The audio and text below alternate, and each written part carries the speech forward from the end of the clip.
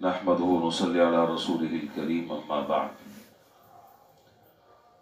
रमज़ानुल मुबारक का दूसरा जुमा अल्लाह ताला ने हमें नसीब फरमाया, अल्हम्दुलिल्लाह।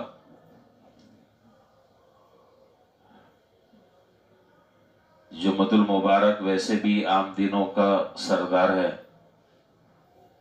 और रमज़ान के जुमे की खुसूसियत, अहमियत, इफादियत, हैसियत पहले से ज़्यादा बढ़ जाती है। गुज़श्ता जुमे भी रमज़ान मुबारक के कुछ करने के मामूलात से मुताल्लिक़ कुछ गुज़ारिशात अर्ज़ की थी। उन बातों को दोबारा एक मर्तबा याद दहानी के लिए जिक्र कर कर आज एक नई बात जो पिछले जुम्मे जिक्र नहीं की थी वो अर्ज़ करनी है।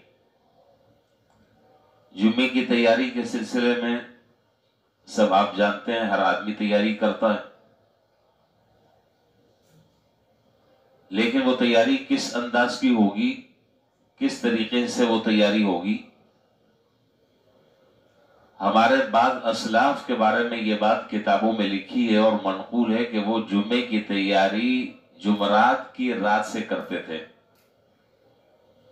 अब आप हैरान होंगे कि जुमरात की रात से जुम्मे की तैयारी का क्या ताल्लुक। जुम्मा तो जुम्मा आएगा तो शाम से उसकी तैयारी शुरू कर देते थे और वो तैयारी ये होती थी कि जो काम जुमे के दिन के करने के हैं उन कामों का आगाज वो जुमरात के दिन रात से ही शुरू कर देते। मसलन कपड़ा धोना, उस जमाने में जाहिर है कि इस्त्री वगैरह तो थी नहीं। कपड़ा धोना है, बाल काटने हैं, नाखून काटने हैं, मोछे बनानी है जी, वगैरह वगैरह। तो अब इस जमाने को अगर आप ले लें, कपड़ों पे इस्त्री करनी है, ये सारे का सारा काम, ताकि वो जुम्मे को जो मुबारक दिन है उसमें ये मुबारक औकात इन चीजों में न लगे। ये सारे काम पहले से आदमी तैयार रखे ताकि वक्त बचे और वो वक्त जो है वो जुम्मे के मामूलात में और उन अमाल में लगे जो कि करना है। तो कोशिश करनी चाहिए नहा धो के अच्छे से अच्छे कपड़े जो मुयस्सर हों, मौजूद हों, वो कपड़े पहनकर मस्जिद में पहले जितना पहले पहुंच सके पहले पहुंचे। मकरू वक्त ना हो तो सलात तहियतुल मस्जिद पढ़ें और उसके बाद अल्लाह ताला तौफीक दें सलातुल तस्बीह पढ़ें। आज जो गुफ्तगू करनी है वो सलातुल तस्बीह की नमाज से मुताल्लिक करनी है। सूरह कहफ की तिलावत करें और सूरह कहफ की तिलावत के फजाइल वो पिछले जुमे में अर्ज कर चुका हूं कि इसकी पाबंदी करने वाला और सूरह कहफ की तिलावत करने वाले को अल्लाह ताला दज्जाल के फितने से महफूज फरमा देते हैं। दज्जाल का फितना उन अजीम फितनों में से है कि जिसकी पेशनगोई जनाब नबी करीम सल्लल्लाहु अलैहि वसल्लम ने पहले से ही फरमा दी और फरमाया कि वो इतना आम फितना होगा और इतना खतरनाक फितना होगा, बस जो आदमी सूरह कहफ की तिलावत करने वाला होगा अल्लाह ताला उसकी हिफाजत फरमाएंगे। तो सूरह कहफ की तिलावत है। इसी तरीके से सदका करने का एहतमाम हो जुमे के दिन और वो भी रमजान के जुमे में, और दुरूद शरीफ की कसरत हो, जितना ज्यादा से ज्यादा हो दुरूद शरीफ पढ़ने का एहतमाम किया जाए।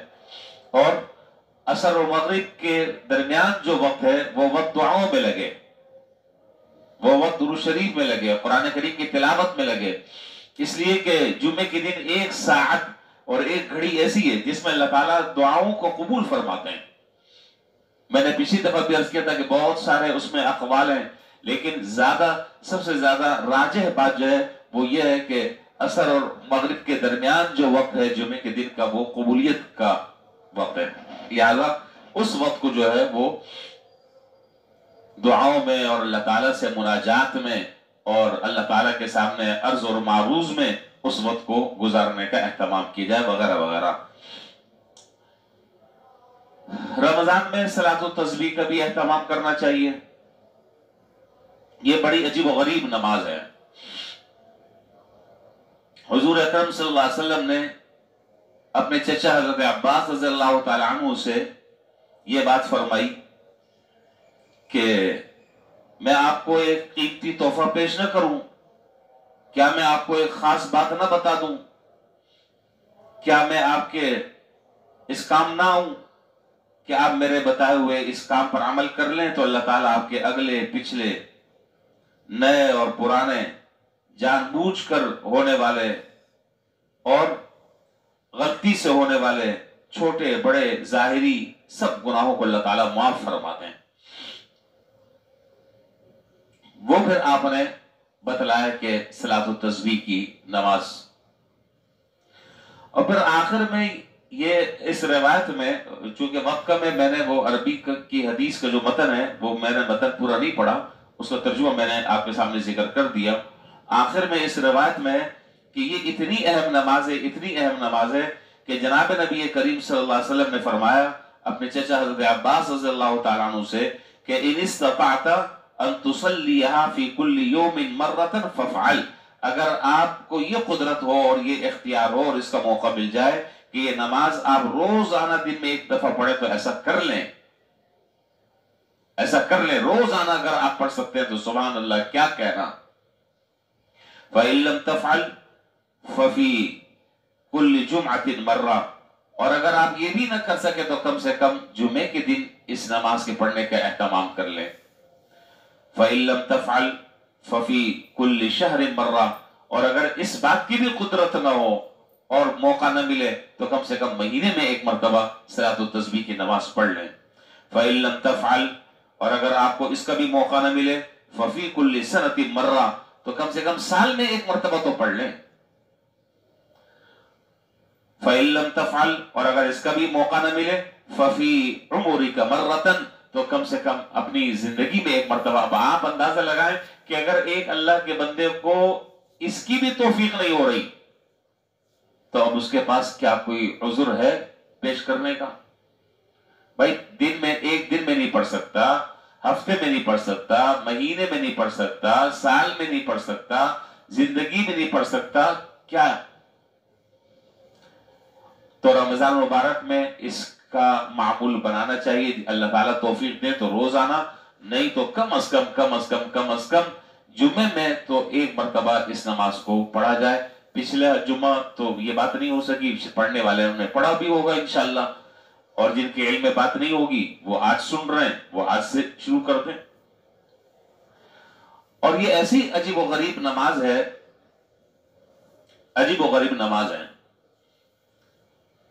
اس نماز میں چونکہ بہت زیادہ کثرت کے ساتھ ایک تسبیح پڑھی جاتی ہے، اس لیے اس کو صلاۃ التسبیح کہتے ہیں۔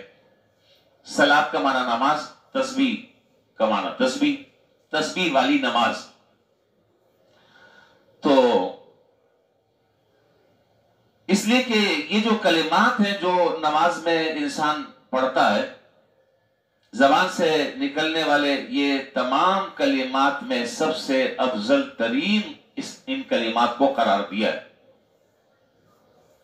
جب کوئی شخص افضل ترین عمل، افضل ترین کلمات اور افضل ترین عدد کے قریب، افضل ترین مہینے میں اور افضل ترین ایام میں اگر اس کو پڑھے تو آپ خود سمجھ سکتے ہیں کہ اس کی اہمیت کتنی زیادہ بڑھ جاتی ہے۔ میں نے ایک بات پر غور کیا، شاید خیال پہلے کبھی مجھے نہیں آیا، ابھی رات آیا جب میں کتاب کا مطالعہ کر رہا تھا۔ دیکھیں، یہ ویسے تو حکم یہ ہے کہ ہر نماز کے اندر انسان کو خشوع خضوع حاصل ہونا چاہیے، اسی پر بات بھی کی ہے کئی دفعہ، نماز میں خشوع خضوع ہونا چاہیے، لیکن عام طور پر وہ خشوع خضوع باقی نہیں رہتا۔ لیکن یہ صلاۃ التسبیح کی نماز واحد وہ نماز ہے کہ اس میں اول سے آخر تک کے خشوع خضوع رہتا ہے۔ کیسے رہتا ہے بتائیں، کیسے رہتا ہے؟ نہیں، مسلسل پڑھنے کی وجہ سے نہیں، شابش، یہ ہے، یہ خشوع خضوع باقی ایسے رہتا ہے کہ چونکہ آدمی جب نماز کے لیے کھڑا ہو رہا ہے تو وہ اس کا پورا دھیان، پوری توجہ وہ عدد کی طرف ہے کہ بھئی مجھے ایک رکعت میں 75 کی تعداد پوری کرنی ہے، اب 8 ہو گیا، اب 10 ہو گیا، اب اتنا ہو گیا، اب اتنا ہو گیا، تو پوری توجہ جو ہے وہ ایک لمحے کے لیے اور ایک سیکنڈ کے لیے ادھر ادھر نہیں جاتی. ایسا ہے کہ نہیں؟ پوری توجہ جو ہے وہ عدد کی طرف ہوتی ہے کہ بھئی ایک رکعت میں 75 ہے. اب میں طریقہ اس کا آپ کو بتلا دوں گا تو آپ اندازہ لگا لیں. تو اس میں خشوع خضوع جو ہے وہ بہت زیادہ ہوتا ہے، جو عام طور پر عام نمازوں میں نہیں ہوتا. نماز میں عام طور پر ذہن ادھر ادھر چلتا ہے. اچھا، یہ نفل نماز ہے، یہ مکروہ اوقات میں اس کو نہیں پڑھ سکتے. مکروہ اوقات 3 ہیں، ان 3 اوقاتوں میں اس کو نہیں پڑھ سکتے. صلاۃ التسبیح کی جماعت شریعت سے ثابت نہیں ہے، فقہا نے اس کو منع فرمایا ہے. انفرادی طور پر یہ نماز پڑھی جائے گی جیسے عام نفلیں پڑھی جاتی ہیں، اور 4 رکعت نفل نماز کی آپ نیت کریں گے. اب میں طریقہ بتلانے لگا ہوں. 4 رکعت نفل نماز صلاۃ التسبیح کی آپ نیت کریں گے. بس نیت یہ کریں گے کہ میں 4 رکعت صلاۃ التسبیح نفل نماز میں اللہ تعالیٰ کے لیے ادا کر رہا ہوں، اللہ تعالیٰ کے واسطے. بس باقی یہ کہ نیت میری اور میرا منہ کعبہ شریف کی طرف اور فلانا اور دھماکہ، اس کی ضرورت نہیں ہے. بس یہ نیت کر لی آپ نے، بس کافی ہے. اور اللہ اکبر کہہ کر اب آپ نیت باندھ لیں. دیکھیے 2 طریقے ہیں اس کے، میں صرف ایک طریقہ آپ کے سامنے ذکر کروں گا. اگر کسی صاحب کو کوئی دوسرا طریقہ معلوم ہے تو وہ اس پر عمل کر لیں، لیکن میں دونوں طریقے اگر بتاؤں گا تو سامنے والے کنفیوز ہو جائیں گے. بات سمجھ میں آ رہی؟ میں ایک طریقہ بتلاؤں گا، اگر اس طریقے کے علاوہ کوئی دوسرے طریقے سے پڑھتا ہے، وہ طریقہ بھی احادیث سے ثابت ہے اور یہ والا طریقہ بھی ثابت ہے، تو ایک طریقہ رہے گا، ذہن میں بات بیٹھ جائے گی. دونوں کو بتاؤں گا تو خلط نہ ہو جائے، خلط ملط نہ ہو جائے. تو اس لیے بہتر یہ ہے کہ ایک طریقے کو آپ فوکس کر لیں اور اس کو سمجھ لیں. 4 رکعت کی، اچھا، ہر 300 تعداد پوری کرنی ہے. 300 تعداد پوری کرنی ہے. ہر رکعت میں یہ تسبیح 75 مرتبہ پڑھنی ہے. اچھا، اس کو گنیں گے تو نماز ٹوٹ جائے گی، گننا نہیں ہے. اب سوال یہ ہے کہ یہ اتنی بڑی تعداد ہے، اس تعداد کو یاد کیسے رکھیں؟ تو اس کا طریقہ یہ ہے کہ جب آپ ہاتھ باندھیں گے، اب وہ جو آج کل وہ تسبیح آ گئی ہے نا، کیا کہتے ہیں، الیکٹرونک تسبیح، کیا، ڈیجیٹل تسبیح. ہاں، ڈیجیٹل تسبیح نہیں، اس سے بھی نماز ٹوٹ جائے گی. اب آپ نے جو ہاتھ باندھا ہوا ہے، یہ جو انگلیاں ہیں، بس ان انگلیوں کو آپ دبائیں، ذرا سا اس کو ذرا سا دبا دیں گے تو اندازہ ہو جائے گا کہ بھئی یہ اتنی تعداد ہو گئی ہے. باقی گنتی نہیں کرنی ہے. تو آپ نے اللہ اکبر کہہ کر نیت باندھی. نیت باندھنے کے بعد آپ نے ثنا پڑھی، سورہ فاتحہ پڑھی. سورہ فاتحہ کے بعد کوئی سورت پڑھی، اس میں کوئی سورت متعین نہیں ہے، آپ جو سورت ہی پڑھنا چاہتے ہیں آپ پڑھ لیں، جو آپ کو سورت یاد ہو.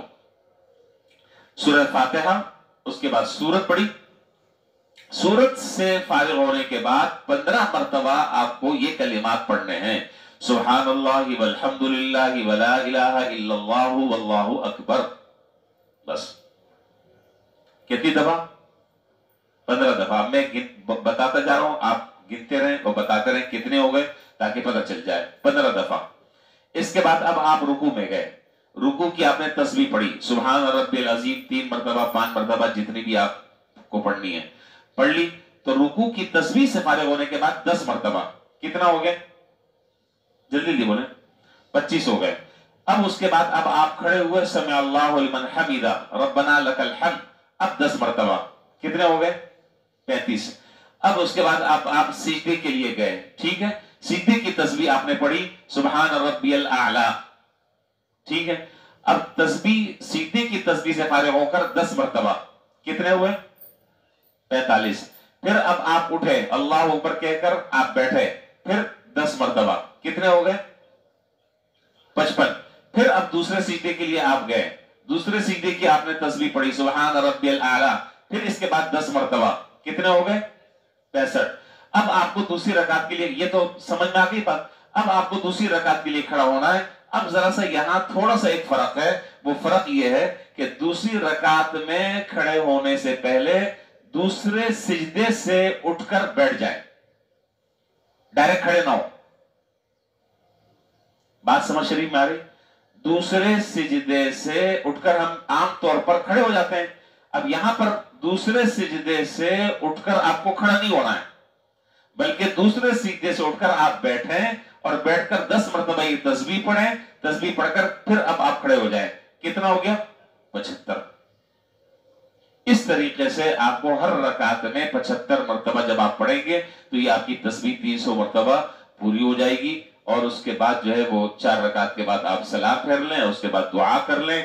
میں نے اتنی مشکل سے آپ کو یہ ساری چیزیں بتائی ہیں، اور اس کی فیس بھی ہے، آپ سمجھ رہے ہیں، اس کی فیس بھی ہے، اور وہ فیس کیا ہے کہ جب آپ اپنے لیے دعا کریں تو مجھے بھی دعا میں شامل کر لیں، بس یہ فیس ہے۔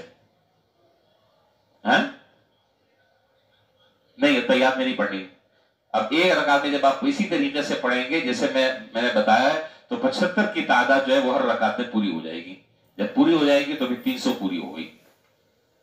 اب وہ جو دوسرا طریقہ ہے وہ طریقہ وہ ہے جو آپ کہہ رہے ہیں، اس لیے میں نے وہ طریقہ جان بوجھ کر ذکر نہیں کیا تاکہ گڑبڑ نہ ہو جائے، اور بات ذہن میں، بات سمجھ میں آ گئی، یہ دوبارہ میں دوہرا دوں، سمجھ میں آ گئی؟